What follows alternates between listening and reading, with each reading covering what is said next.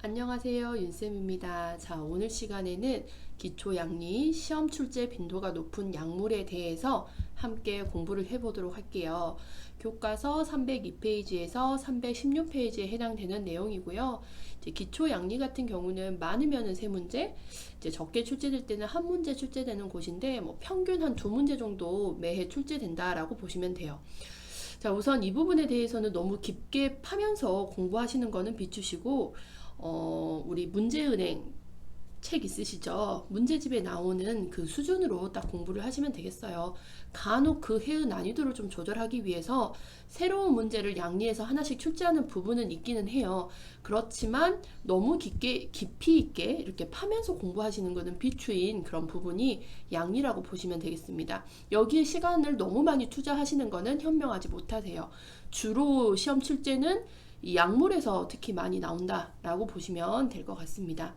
자, 그러면 같이 한번 요약 정리를 해보도록 하겠습니다. 약의 종류가 상당히 많아요. 이제 좀 고르고 줄인다 했는데도 페이지 수가 많더라고요. 자, 맨 처음에 보시면 이제 마취제가 나와 있습니다, 여러분. 마취제. 그래서 마취제의 목적을 보시면 마취제는 수술 시 환자가 통증을 느끼지 않도록 하기 위한 것으로 두 가지로 나뉘어져요. 전신 마취제와 국소 마취제로 구분이 됩니다. 자, 그래서 우선은 전신 마취라고 하는 거는 그야말로 의식을 완전히 잃게 하여 통증을 전혀 느낄 수 없게 하기 때문에 주로 큰 수술을 할 때 사용되는 게 전신마취가 되겠어요. 그래서 이제 전신마취들의 약의 종류에 보시면 뭐 치오펜탈 소듐, 케타민, 드로페리돌 이렇게 종류가 나와 있어요. 근데 이제 이 약들의 뭐 장점, 단점, 부작용 이런 거 다 외우실 필요 없으시고, 그렇다고 해서 전신마취제 종류의 약도 뭐 다 외우실 필요는 저는 없다고 생각을 합니다. 중요한 거는 이 마취제, 특히 전신마취제의 부작용, 공통적인 부작용을 좀 잘 알고 계셔야 되거든요. 그래서 의식까지 완전히 잃게 만들잖아요. 그렇기 때문에 공통적인 이 전신마취의 부작용은 호흡을 억제해 버린다는 거. 의식이 억제되기 때문에 호흡도 같이 억제가 돼서 우리가 전신마취를 하면서 수술을 할 때 동의서를 받잖아요. 환자분들한테 또는 보호자들한테. 그러면서 몇만 분의 1로는 수술 도중 마취의 부작용으로 인한 호흡의 부작용 때문에 사망을 할 수 있습니다. 이런 식으로 설명도 들어간단 말이죠. 그래서 전신마취제의 공통적인 부작용, 뭐 치오펜탈 소듐, 케타민, 드로페리돌, 얘네들 이름 굳이 다 외우실 필요는 없으시고, 얘네들의 공통적인 부작용이 호흡 억제라는 거, 그 다음에 전신마취라는 거는 전신을 다 마취하는데 어디까지? 의식까지 완전히 잃게 해서 통증 자체를 느낄 수 없게 하는 큰 수술에 사용되는 마취, 이렇게 보시면 되겠습니다. 자, 그 다음에 이제 전신마취와 국소마취 두 가지로 볼 수가 있는데, 국소마취는 그야말로 국소.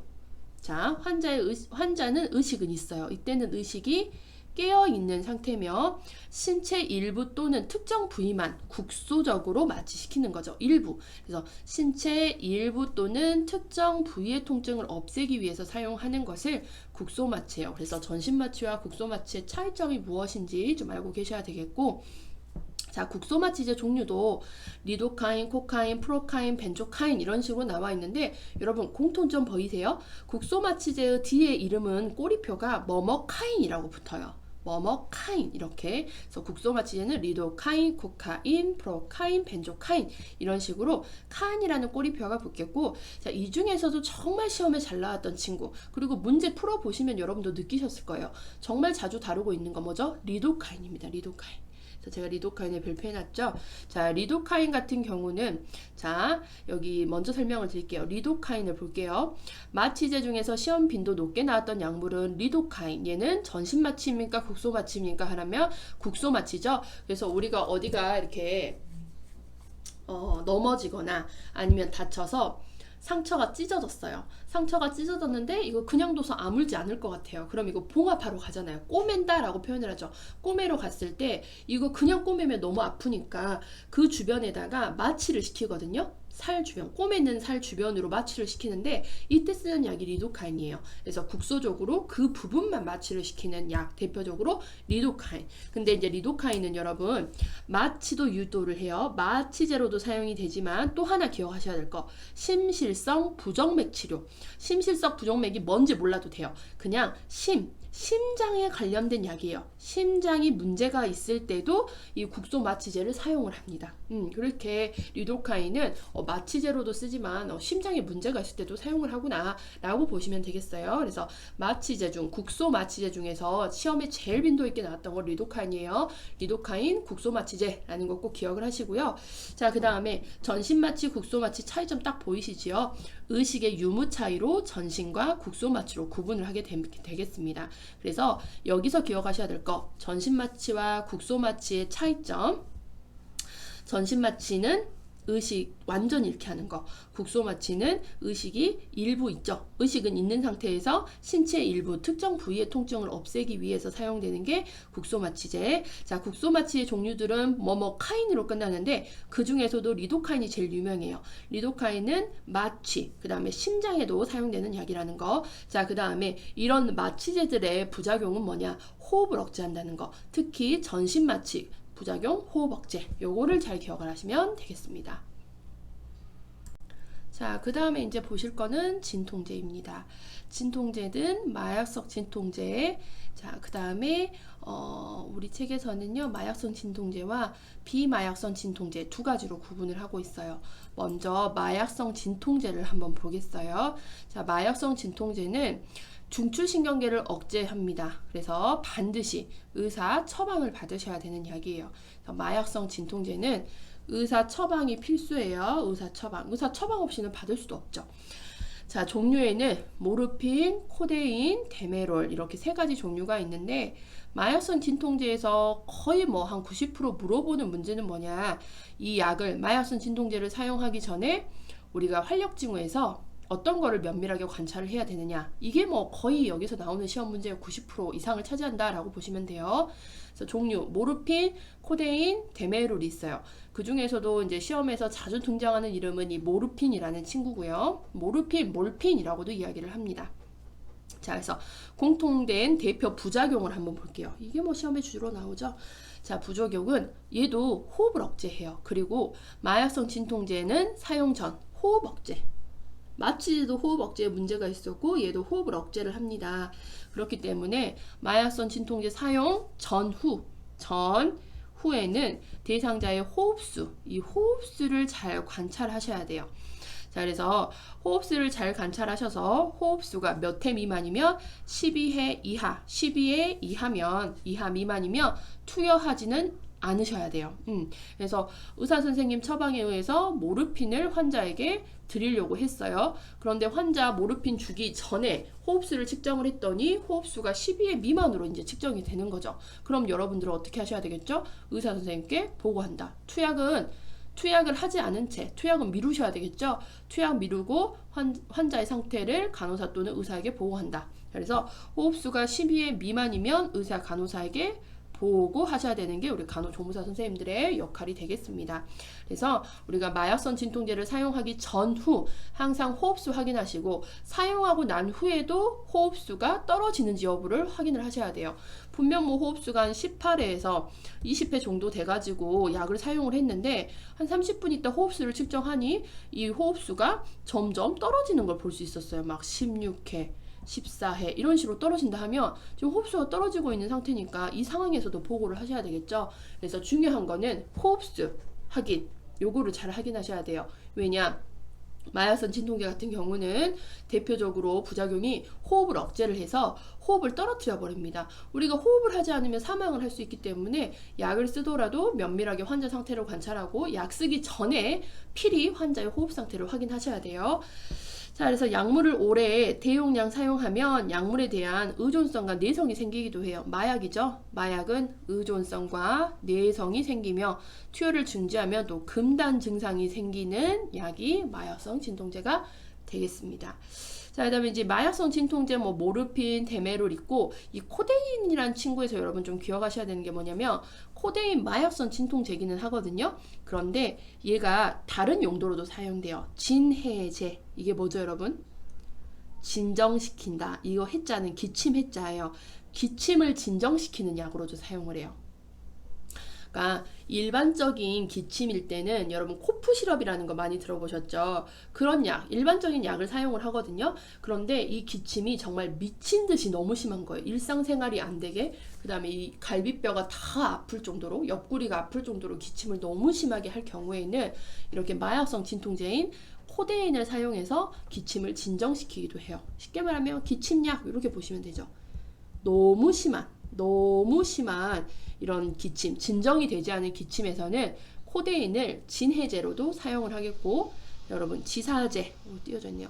지사제는 뭐죠? 설사를 진정시켜주는 약이잖아요. 그래서 또 설사가 너무 심할 때,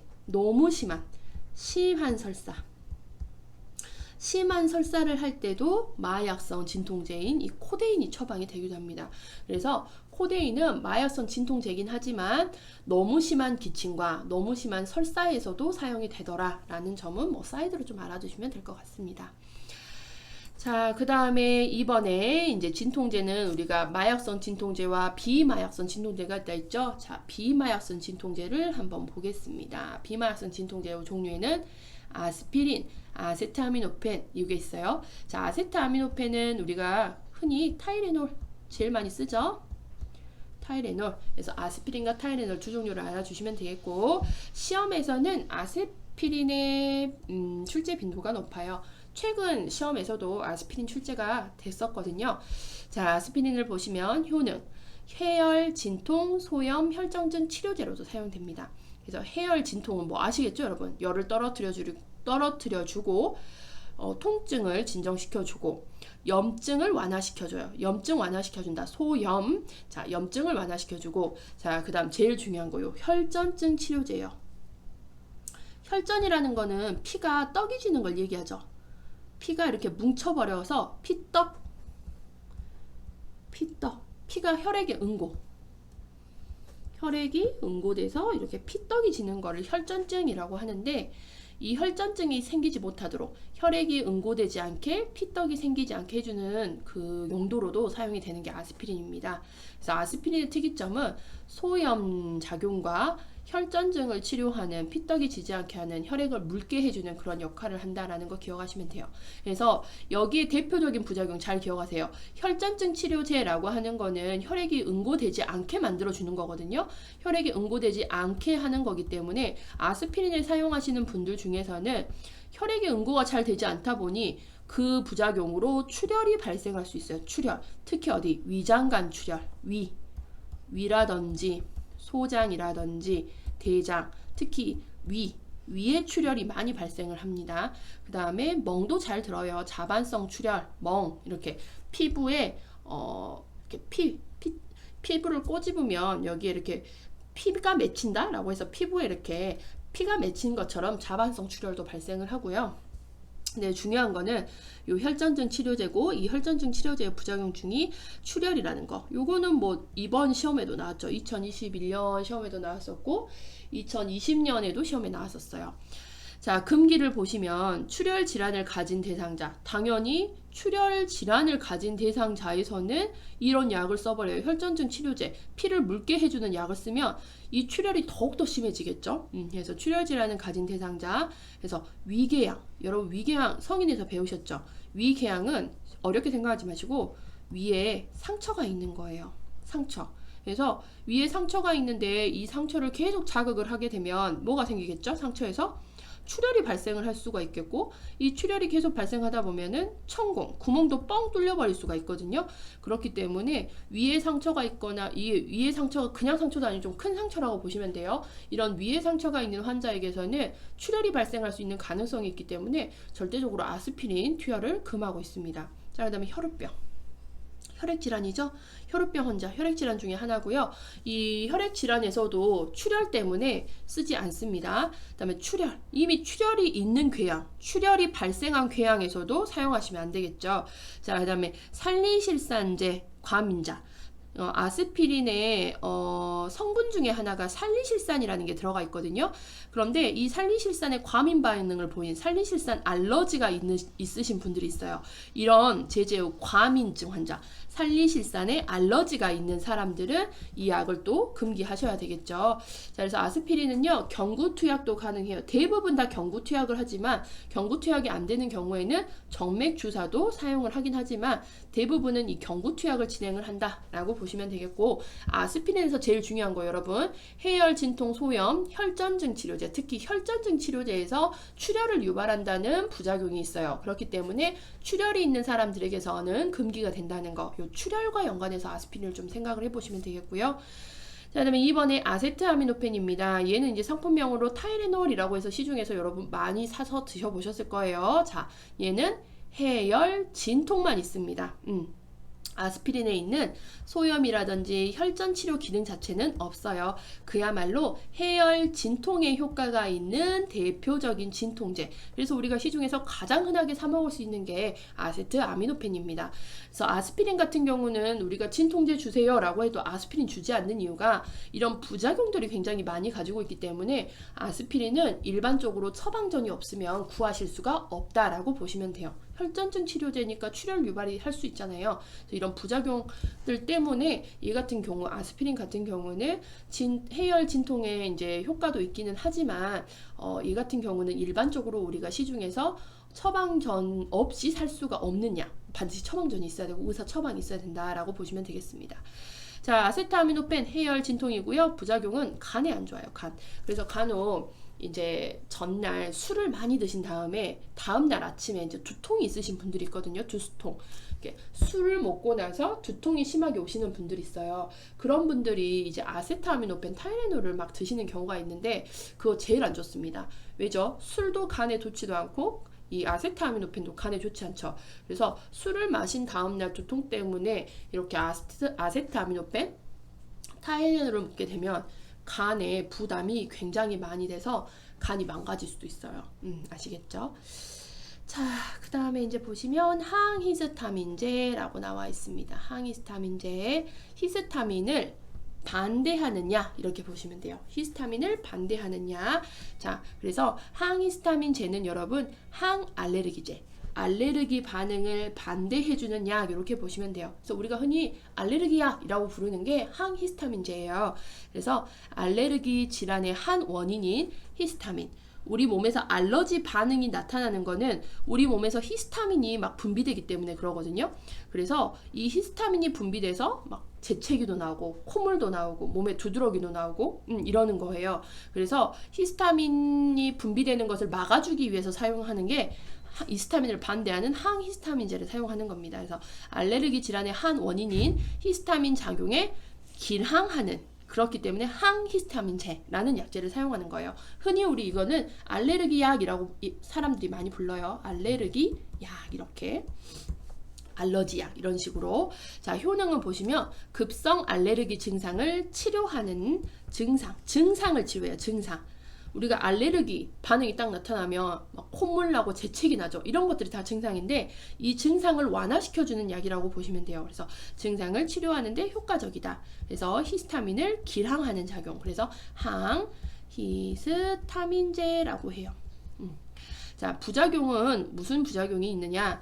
현기증, 졸림, 두통, 기면 상태, 이거 막 조는 거예요. 기면이라는 거는 졸음이 막 오는 상태. 그다음에 구강이 건조되고 환각이 있고 불안하고 창난 같은 증상들이 발생을 하는데요. 제가 여기 현기증, 졸림 이렇게 돼 있어요. 자, 여러분 감기약 한 번씩 처방해서 먹어보신 적 있으실 거예요. 그런데 간혹 의사 선생님들께서 뭐라고 하냐면 혹시 감기약 먹고 잠이 많이 오세요? 라고 물어봐요. 그럼 이제 환자가 저는 감기약 먹고 좀 잠도 많이 오고 굉장히 피곤해해요 라고 하면 의사 선생님 뭐라 하시냐? 그러면 점심약에서는 약을 하나를 뺄게요. 점심 때는 꼭 점심약이라고 써져 있는 걸 드시면 덜 졸리실 거예요 라고 이야기를 하는데, 그게 뭐냐? 현기증과 졸림을 유발하는 약이 항히스타민제, 그러니까 감기약에도 항히스타민제가 들어가거든요. 왜냐면 콧물이랑 재채기 나게 되면은 감기약에도 항히스타민제를 처방해서 넣어줘요. 근데 얘네들이 현기증, 졸림 같은 것들을 유발하기 때문에 보통 우리는 점심때, 한낮에 제일 일을 많이 하는 시간, 정신집중을 요하는 시간이잖아요. 그 시간에는 의사 선생님들이 이분은 이때 이 약을 빼줘야 낮 시간에 일을 할 수 있겠구나 라고 해서 항히스타민제를 빼줍니다. 그래서 항히스타민제의 대표적인 부작용이 현기증, 졸림이에요. 자, 그래서 그러므로 항히스타민 사용 후 정신 집중을 요하는 경우 주의를 하셔야 되겠죠. 그래서 항히스타민제를 이제 뭐 한낮에 열심히 일하는 시간에 딱 먹게 되면은 일에 집중도 잘 못하게 되고 잠이 막 오기도 하고 어지럽기도 하고 그러면 일이 제대로 안 되죠. 그렇기 때문에 항히스타민제를 먹고 나서 정신 집중을 요하는 뭐 운전이라든지 회사 일 같은 것들은 피해 주셔야 되는데 웬만하면 이제 처방에서 점심약에서는 이런 항히스타민제를 빼줍니다. 여러분 나중에 약을 처방 받으실 때 한번 보세요. 특히 감기약 점심약에 약의 개수가 적을 거예요. 그럴 경우는 거의 항히스타민제를 빼주는 경우다 라고 보시면 되겠습니다. 자, 종류에는 드라마민, 자, 클로르페니라민, 클로르페니라민 말레이트, 브롬페니라민 말레이트, 그 다음에 테르페나딘 이렇게 되어 있어요. 자, 근데 여기서 얘네 또 종류를 다 외우실 필요는 없으시고 여러분 공통 좀 찾으셨어요? 뭐뭐민, 페니라민이라고 해서 들어가죠. 그래서 보통 병원에서는 페니라민 주세요 라고 이야기를 많이 하거든요. 그래서 뭐뭐민, 라민 이런 식으로 뭐뭐민, 페니라민 이렇게 들어가게 되면 항히스타민제구나 라고 보시면 돼요. 자, 여기서 드라마민 같은 경우는 드라마틱한 효과가 있다 이렇게 좀 기억을 하시면 되는데, 자, 얘 같은 경우는 항히스타민제로도 사용이 되지만 드라마틱한 효과를 멀미가 너무 심한 사람한테 드라마틱한 효과, 그 다음에 임신 초기에 구토가 너무 심한 우리 임산부들 있죠. 그런 분들에게 드라마민 제제의 항히스타민제를 사용하기도 합니다. 그래서 드라마빈, 클로르페니라민, 브롬페니라민 이렇게 있는데 이 중에서도 드라마민 같은 경우는 멀미약에도 사용되고 임신 초 구토 등에도 사용된다 라고 보시면 돼요. 근데 이제 항히스타민제에서 기억하셔야 되는 건 요 부작용, 현기증, 졸림 같은 것들이 발생하기 때문에 우리 항히스타민 사용할 때 항히스타민을 사용한 후에는 정신집중 요하는 경우에는 주의하시고 특히 운전이랑 회사일 같은 것들은 피해 주시면 좋다라고 보시면 되겠습니다. 자, 항응고제를 보겠습니다. 응고를 반대하는 약, 이게 항응고제거든요. 그러니까 응고가 되지 못하게 하는 약이 항응고제예요. 효능을 보시면 응고를 억제하거나 지연하는 물질을 항응고제라고 하죠. 그래서 무엇을? 혈액을. 그래서 혈액 응고를 억제하거나 지연하는 물질을 항응고제라 하는데 당연히 부작용이 여기선 제일 중요하겠죠. 응고를 억제하니까 얘 같은 경우는 부작용으로 출혈을 발생할 수 있어요. 출혈. 아스피린 생각하시면 되겠죠. 출혈을 발생시킬 수가 있겠고, 자, 이때 주의사항을 볼게요. 출혈을 유발할 수 있는 약물이기 때문에 투여하기 전에는 혈액 응고 검사를 시행을 해야 됩니다. 혈액 응고 검사. 그래서 우리가 어디 상처가 나가지고 몸에서 피가 나도 한 5분에서 10분 정도 있으면 혈액이 알아서 응고가 되고 지혈이 되잖아요. 지혈. 그쵸? 지혈이 되죠.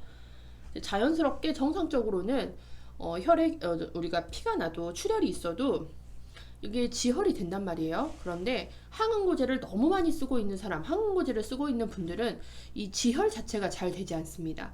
그렇기 때문에 투여하기 전에 이 약물을 쓰기 전에 혈액 응고 검사를 시행해서 혈액 응고 검사가 잘 되고 있는지 여부를 보여야 돼요. 혈액 응고가 잘 되는지. 그래서 뭐 5분에서 10분 안에 혈액 응고가 잘 되는지를 보고 약을 쓰셔야 되는데, 혈액 응고 검사를 했더니 응고 시간이 막 15분 이상 넘게 걸리고 15분 이상 지연이 돼버리면은 그때 이 약물을 쓰는 거를 고려해 보셔야 된다는 거죠.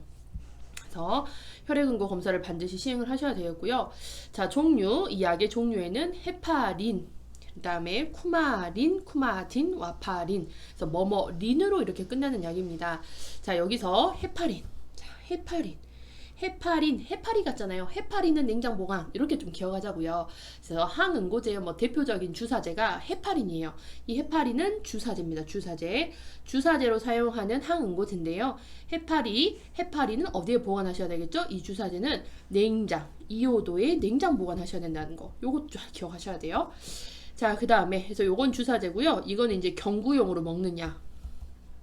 경구용으로 먹는 약인데 쿠마딘 또는 쿠마린이라고 해요. 와파린, 그래서 와파린, 쿠마린 이런 식으로 기억을 하시면 되죠. 경구용 항응고제가 되겠습니다. 그래서 항응고제에서 잘 기억하셔야 되는 거는 부작용이 무엇이 있다? 출혈. 출혈이 있기 때문에 사용하기 전에 혈액응고검사를 시행한 후에 적합한지 여부를 보고 사용을 하셔야 된다. 이렇게 보시면 되겠습니다.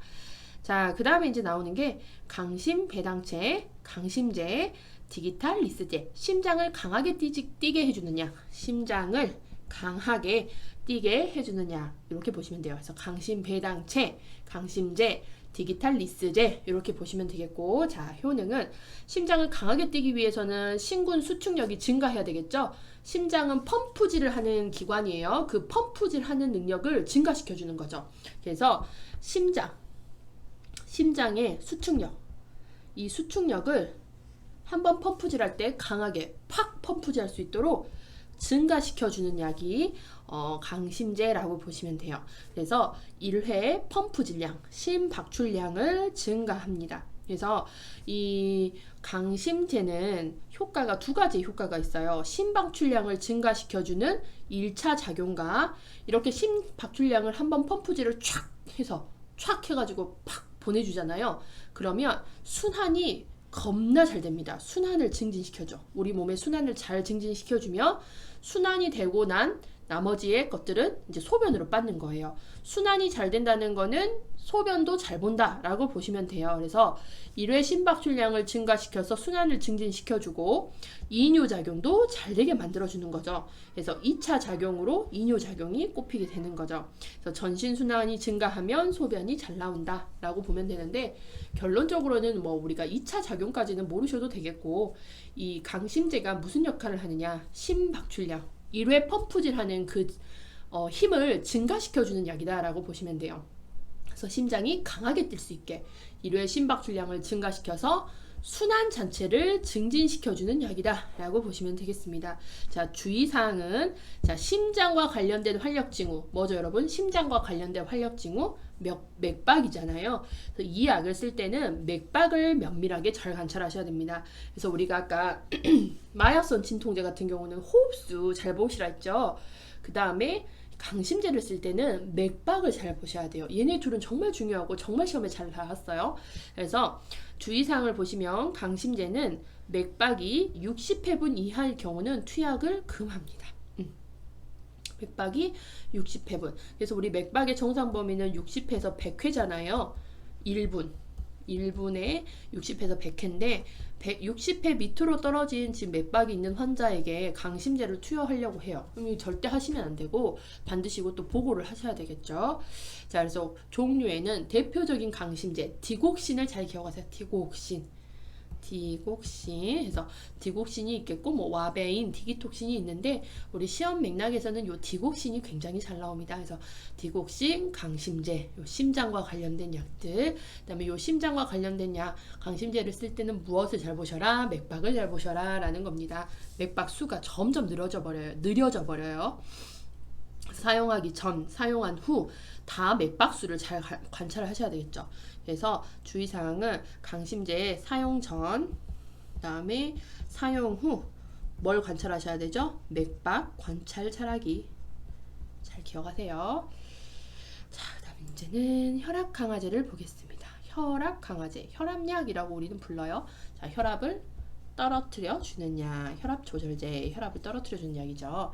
자, 그래서 혈압을 떨어뜨릴 목적으로 사용을 합니다. 떨어뜨릴 목적으로 사용하고, 혈압 강화제 종류는 정말 우리 책에 보면 많이 나와 있는데 굳이 저는 이거를 다 외우실 필요는 있을까라는 생각이 들어요.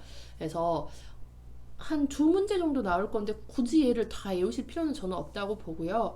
혈압 강화제 중에서 자 우선은 종류는 히드랄라진, 미녹시딜, 프라조신, 독사조신, 프로프라놀롤, 아테놀롤, 구아네티딘, 클로니딘, 케토프릴, 이뇨제 이런 식으로 제가 마지막에 써놨죠?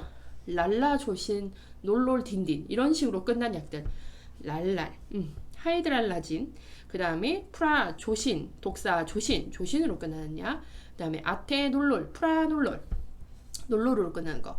자, 구아네티딘, 자, 그래서 구아네티딘, 그 다음에 클로리딘, 이런 식으로 딘딘으로 끝나는 약, 케토프릴, 이뇨제 이렇게 보시면 되겠고, 자, 여기서 주의하실 점, 혈압 강화제 중에 이게 왜 들어가지 하는 게 있을 거예요. 이뇨제죠.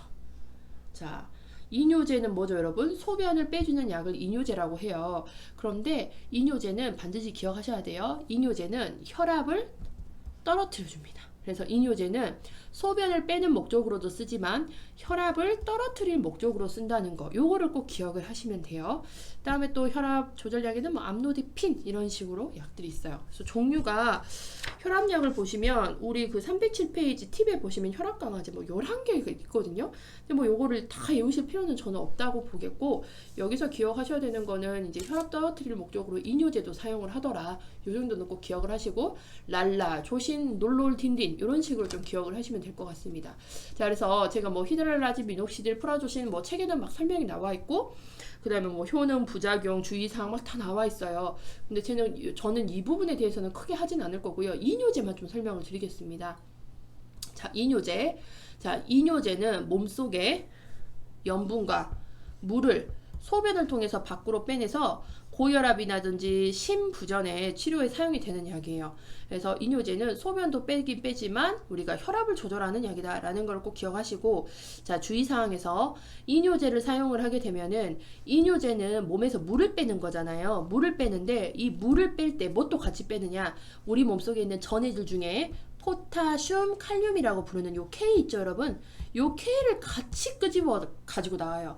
물만 나오는 게 아니라 이뇨제는 야 K 너도 같이 나가자 라고 하면서 이 포타슘, 칼륨이라고 부르는 친구를 몸 밖으로 배출시켜 버려요. 그렇기 때문에 이뇨제를 사용을 하다 보면 올 수 있는 게 뭐냐 저칼륨 혈증이 나타날 수 있습니다. 저칼륨 혈증 물만 빼는 게 아니라 K라는 친구도 같이 나가게 해요. 그래서 저칼륨 혈증이 나타날 수 있어요. 그러므로 혈액 검사를 통해서 이뇨제를 쓰시는 분들 같은 경우 K 수치를 주기적으로 확인을 해주셔야 됩니다. 혈액 검사를 통해서 K 수치를 확인해서 저칼륨 혈증일 때 저칼륨 혈증 같은 것들이 발생을 했는지 여부를 확인하셔야 되겠고 만약에 저칼륨 혈증이 발생을 했어요. 지금 그러면 이뇨제 투여를 금하셔야 됩니다. 몸에서 계속해서 K가 빠져버려서 3.5 미만 이렇게 계속 측정이 되잖아요. 그러면 심장에 문제가 생겨요. 심장, 콩팥도 뭐 몸의 문제 전체적으로 생길 수 있는데 특히 심장 마비 같은 것들이 발생을 할 수 있거든요. 그래서 K 수치가 너무 부족하게 되면 뭐 심장 마비라든지 이런 것들의 문제로 사람이 최악의 상황은 사망도 할 수 있거든요. 심장 마비로 인해서. 그렇기 때문에 저칼륨 혈증일 때는 이뇨제 사용을 금하셔야 된다라고 보시면 되겠고 우리 이뇨제는 소변을 빼는 약으로만 알고 있었어요. 그런데 이 소변을 빼면서 고혈압 치료제로도 같이 사용을 하고 있고 그 다음에 물만 빼는 게 아니라 뭣도 같이 나오라고 한다 했죠? K, 저칼륨, 칼륨도 칼륨 포타슘이라고 하는 친구를 너도 같이 나가자 라고 해서 몸에서 빼버려요. 그래서 몸에서 저칼륨 혈증이 나타날 수 있게 하는 약이거든요. 그래서 이 이뇨제를 사용하시는 분들은 정기적으로 주기적으로 몸속에 K 수치가 적정선으로 유지되고 있는지 확인을 해주셔야 되겠고 만약에 피검사를 했는데 저칼륨 혈증이 나왔어요. 그러면 이뇨제 사용을 금하셔야 된다라고 보시면 되겠습니다. 자, 종류에는 프로세마이드라고 해서 라식스, 병원에서 라식스 제일 많이 써요. 이뇨제 중에 라식스. 그래서 라식스는 상품명이고요. 얘를 이제 프로세마이드라고 합니다. 프로세마이드는 라식스, 그다음에 알닥톤, 스피락톤 이런 것들은 정말 나중에 여러분들이 병원에 취업하시면 많이 들어보실 수 있는 약들이에요. 라식스, 알닥톤, 스피락톤, 아밀로라이드, 클로로지아드 뭐 이런 식으로 해서 라식스 정도는 꼭 알고 계세요. 라식스, 프로세마이드, 알닥톤, 스피락톤 요 세 가지 친구들은 이뇨제의 약이다라고 좀 알고 계시면 되겠고 자, 그 다음에 항협심증 약, 협심증을 반대하는 약이라고 나와 있습니다. 자, 여러분 관상동맥이 뭔지 아세요? 관상동맥? 관상동맥은 어디에 있는 동맥이죠? 심장. 심장을 둘러싸고 있는 유일한, 그러니까 심장에만 있는 유일한 동맥, 관상동맥이에요. 심장이 관을 쓰고 있는 것 같다, 왕관을 쓰고 있는 것 같다라고 해서 관상동맥이라고 합니다. 그래서 심장에 있는 혈관이 좁아져서 생기는 협심증, 심근경색증, 그쵸? 이거는 심장 혈관이 일부가 막힌 상태. 완전히 다 막히진 않았어요. 일부가 이런 식으로 막힌 상태고, 심근의 경색이잖아요. 그럼 완전히 막힌 거예요. 완전 폐색. 완전히 막힘. 완전히 막힌 상태거든요. 그래서 아무튼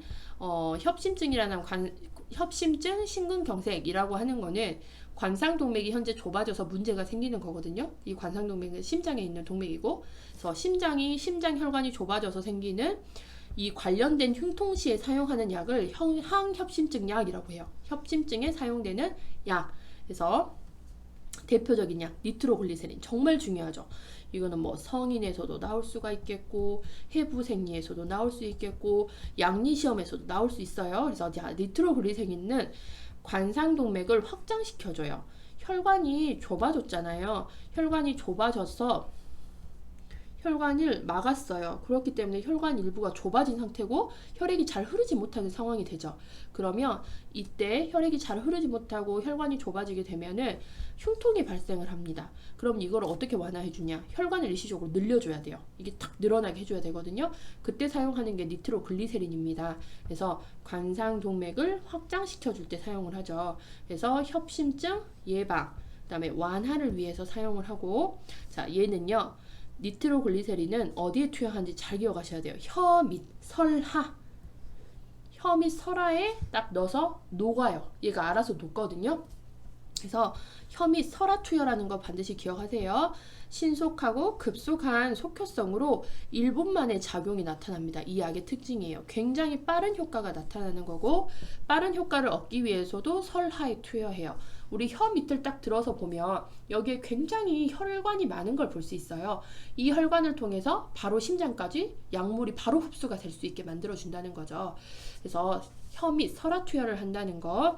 그 다음에 이렇게 항협심증제 니트로글리세린을 사용하면 좁아진 혈관이 일시적으로 확 하고 늘어난 상태잖아요. 그렇게 되면은 혈압이 급격하게 갑자기 또 훅 떨어져 버릴 수가 있거든요. 그래서 이런 관상동맥과 관련된 항협심증 약을 투여한 경우, 니트로글리세린을 투여한 후에는요, 혈압 등 활력 징후를 또 주의해서 잘 관찰을 하셔야 돼요. 혈압이 떨어지는지 여부, 혈압이 막 급속하게 떨어져 버리는 경우도 있기 때문에 활력 징후 주의 깊게 관찰하셔야 되겠고, 그 다음에 이 니트로글리세린 또 내성이 잘 생깁니다. 내성이 잘 생기고요. 그 다음에 이 약물은 보관하실 때 햇볕이 직접적으로 닿으면 안 돼요. 그래서 차광하셔야 된다는 거 기억을 하시면 되겠습니다. 그래서 니트로글리세린, 요 항협심증 약 이렇게 보시면 되겠고, 어디 투여한다? 설하로 투여하고, 이거는 삼키거나 씹어 먹거나 그러진 않아요. 혀 밑에 두면은 알아서 녹아서 혈관으로 흡수가 됩니다.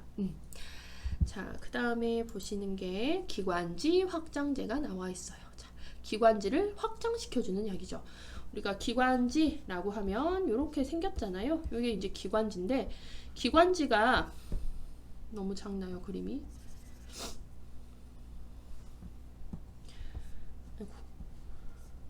기관지가 뭐 이렇게 있어요, 여러분. 그렇죠? 이렇게 있는데, 기관지에 문제가 생기면 기관지에 이렇게 부종이 생기면서, 이게 부종이 이렇게 생기면서, 이게 부종, 노란색이 부종이에요. 그러면 기관지가 어떻게 되죠, 여러분? 좁아져요, 넓어져요? 좁아지는 상황이 발생을 하죠. 그러면 기관지가 좁아지면 숨쉬기가 힘들다, 쉽다, 힘들어집니다. 그래서 기관지가 좁아진 상황에서는 이 기관지를 어떻게 해줘야 숨쉬기가 편하겠죠? 기관지를 늘려줘야 돼요. 확장을 시켜줘야 되겠죠? 그때 사용되는 약입니다. 그래서 폐의 공기통로인 기관지를 확장시키는 약물이고요. 자, 종류에는 에피네피린, 얘가 제일 중요하죠. 에피네피린. 그래서 줄여서 에피 이렇게 얘기해요. 에피네피린, 교감신경 흥분제, 아미노필린, 살부타몰, 에페드린 같은 것들이 있습니다. 자, 그래서 에피네피린 얘가 제일 중요하고 아미노필린도 뭐 기관지 확장제로 주사제로 굉장히 많이 쓰고요. 그 다음에 살부타몰이라고 해서 얘는 상품명으로 벤톨린이라고 나와 있어서 갑자기 이제 뭐 천식이 있으신 분들 주머니에서 어떤 약 꺼내가지고 입에다가 분무 훅 하는 약 있어요. 그게 대부분 요 벤톨린이라고 보시면 돼요. 기관지를 일시적으로 확장시켜주는 약. 자, 그래서 여기서 에피네피린만 좀 보호하겠습니다. 자, 에피네피린 같은 경우는 교감신경을 흥분시켜주는 약이에요. 그렇기 때문에 교감신경이 흥분을 하게 되면 혈관을 수축을 합니다. 혈관 수축. 그러니까 혈관이 수축되면 혈압은 어떻게 되죠? 올라가고, 그 다음에 교감신경이 흥분되면 기관지는 확장이 돼요. 기관지 확장. 기관지가 확장돼서 숨쉬기 편한 상태가 되는 거죠. 그래서 에피네피린의 기능 두 개를 좀 알아주세요, 여러분. 혈관 수축 기능과 혈관은 수축시켜요. 기관지는 어떻게 한다? 확장시킨다. 반대로 좀 기억을 하시면 돼요.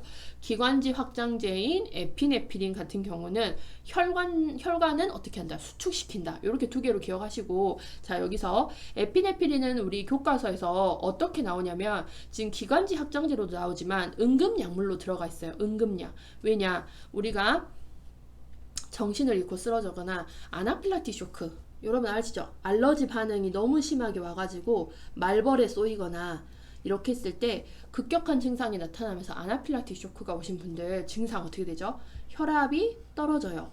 그 다음에 기관지가 굉장히 부종이 생기면서 기관지가 좁아지거든요. 아나필락틱 쇼크가 오면은 기관지 부종으로 호흡하기가 굉장히 어려워진 상태가 돼요.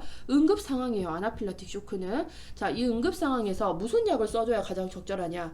자, 혈압이 떨어지고 있으면 얼른 혈관을 수축해서 혈압을 올려줘야 돼요. 그렇기 때문에 에피네피린 적합하죠. 그 다음에 기관지 부종이 생겨서 호흡기가 좁아졌어요. 그래서 호흡하기가 힘들어요. 그러면 이 기관지를 얼른 넓혀줘야 돼요. 그때 쓸 수 있는 거 기관지 확장제 뭐가 되는 거죠? 에피네피린이에요. 그래서 아나필락틱 쇼크, 그 다음에 혈압이 떨어졌을 때 기관지 천식으로 호흡곤란 등에서 사용하는 대표적인 또 응급약입니다. 그래서 에피네피린은 기관지 확장제로도 사용하지만 응급시에 사용돼요. 응급 환자, 혈압이 막 떨어지고 있고 호흡 자체는 안 돼요.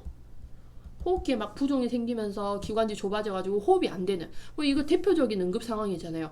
이 응급 상황 때 사용할 수 있느냐? 뭐다? 에피네피린. 그래서 혈압 떨어지고 기관지에 부종이 생겨서 호흡이 안 되는 사람 또 뭐 있냐? 아나필락틱 쇼크. 이런 경우 아나필락틱 쇼크도 응급 상황이에요. 이때 사용할 수 있는 약이 기관지 확장제입니다. 기관지 확장제는 기관지를 확장시켜주고 혈압을 수축시켜주는 약. 대표적인 약 뭐죠? 에피네피린 기억하시면 되겠어요. 자, 그 다음에 이제 항생제를 보겠습니다. 자, 항생제는 미생물의 발육을 억제하거나 완전히 사멸시키는 물질을 이야기를 하겠어요. 대표적인 항생제 페니실린 잘 기억해 두세요. 예전에 시험에 다음 지문에서 다음 항생제를 고르세요 라고 해서 페니실린 대놓고 나와 있었거든요. 그런데 페니실린, 그 다음에 뭐 에피네피린, 그 다음에 모르핀, 그 다음 뭐 나왔지? 뭐 라식스, 그 다음에 5번에 뭐 이런 식으로 아무튼 항생제가 아닌 애들을 막 써놓고 그 중에서 항생제 찾으라고 해놓고 페니실린 딱 써놨는데 이걸 틀리신 분들도 있더라고요. 그래서 여러분 항생제의 대표적인 약물은 페니실린. 요거 진짜 중요하죠. 우리 항생제에서 가장 첫 번째 발견한 푸른 곰팡이 페니실린이었어요.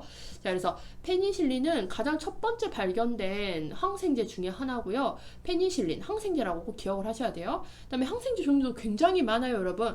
뭐 클로팜페니콜, 테트라사이클린, 방코마이신 등등등 해서 우리 책에 많이 나와 있는데 다 필요 없고 페니실린 하나라도 기억을 하세요.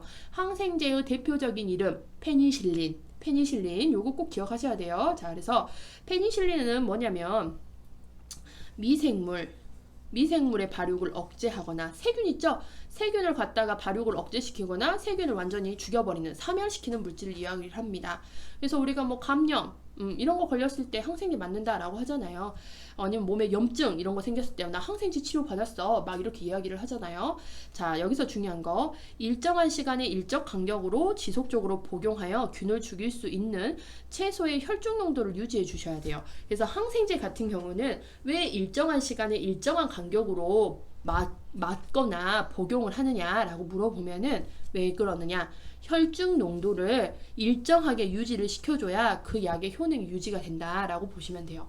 그래서 일정 시간에 일정한 간격으로 지속적으로 복용을 하거나 지속적으로 주사를 맞는 이유는 이렇게 해야지만 균을 죽일 수 있는 최소의 혈중 농도가 유지되기 때문이다 라고 보시면 되겠습니다. 혈중 농도 유지를 위해서 일정한 시간, 일정한 간격에 복용 또는 주입을 한다 라고 보시면 되겠고, 자, 약물 사용 전에 반드시 항생제는요, 약물 반응 검사라는 걸 하셔야 돼요. 약물 반응 검사. A라는 사람이 A라는 항생제와 맞는지, 그러니까 궁합이 맞는지 보는 거예요. 쉽게 말하면 궁합이 맞는지를 보는 거죠. 그게 피부 반응 검사, 약물 반응 검사라는 거예요. 그래서 A라는 사람이 A 항생제를 쓰려고 해요. 그러면 바로 A 항생제를 A한테 주는 게 아니라 이 사람에게 A 항생제가 맞는지 여부를 피부 반응 검사를 통해서 보는 거죠. 그걸 우리는 AST라고 합니다. 애프터 스킨 테스트. 자, 그래서 A라는 사람한테 이 A라는 항생제에 관련해서 피부 반응 검사를 했어요. 그런데 피부 반응 검사에서 이제 음성이 나와버렸어. 양성. 과민 반응. A라는 항생제 검사를 했는데 과민 반응. 이 사람 쓰면 안 돼요 라는 반응이 나와버려요. 그러면 이 A라는 항생제를 절대 사용하시면 안 된다는 거죠.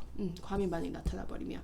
그래서 A라는 사람한테 A라는 항생제 사용할 수 없고, 이제 B라는 항생제가 처방이 되면 또 B라는 항생제에 대해서 과민 반응을 또 확인을 하신 다음에 피부 반응 검사 이런 거를 확인하신 다음에 약물을 사용하셔야 돼요. 그래서 항생제 사용하실 때 반드시 우리가 사용 전에 무슨 검사를 하셔라? 약물 반응 검사, 피부 반응 검사 AST를 하셔야 되겠습니다.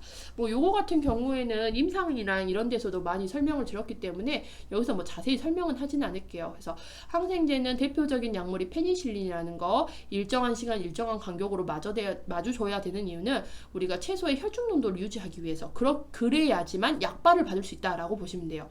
균을 죽일 수 있는 최소한의 혈중 농도를 유지를 해줘야 약발이 받는다는 거죠. 그 다음에 항생제가 처방이 되잖아요. 그럼 무턱대고 항생제 쓰면 된다 안 된다? 안 되고, 항생제 사용하기 전에 반드시 무슨 검사하셔라? 약물에 대한 반응 검사, 피부 반응 검사를 시행을 합니다. 자, 그 다음에 제산제를 볼게요. 제산제. 자, 이미 분비된 위산. 우리 위 안에는 이게 위라잖아. 위라고 하면 위는 항상 이렇게 위산이 있어요. 위를 보호해주는 위산이 있죠. 위산. 그래서 이 위산은 산이잖아요. 강한 산이에요. 정말 강한 산이거든요. 그러면 요 pH 농도가 낮아요.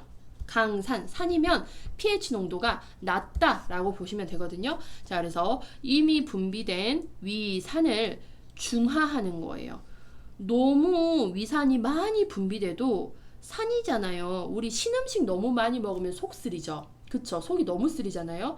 근데 위산이 평소보다 너무 많이 분비가 돼버리면은, 예를 들자면 뭐 스트레스 원인에 의해서 위산이 너무 많이 분비돼요. 그러면 이유도 없이 막 속이 쓰리기 시작하거든요. 그러면 이 속쓰림 때문에 굉장히 불편감을 호소하시는 분들도 많아요. 뭐 타는 듯한 통증이다 라고도 표현을 하시는데, 이때 위산이 너무 많은 걸 그대로 두면 불편감이 심하기 때문에 이렇게 강한 산을 갖다가 중화시켜주는 거예요. 중화해서 위장 및 십이지장, 요 위장 넘어가는 거 12지장 점막을 보호하기 위해서 사용되는 약이 제산제예요. 여러분 그 개비스콘이라는 약 아세요? 개비스콘이라는 약 선전을 보시면 갑자기 그 소방대원들이 119 대원들이 나와서 위장 점막에다가 핑크색 약을 쫙 분무를 하는 그런 광고를 보신 적 있으실 거예요. 그게 바로 중화를 해주는 거예요. 약물을 뿌려서 위 점막을 보호하기 위해서 중화하는 과정을 이렇게 소화호수로 쫙 핑크색 약을 뿌리는 그런 광고를 보신 적이 있으실 거예요. 자, 그래서 이렇게 점막 보호하기 위해서 사용되는 약물이고, 위액의 pH. 자, 우리 아까 요 강산은 pH가 낮다 했잖아요.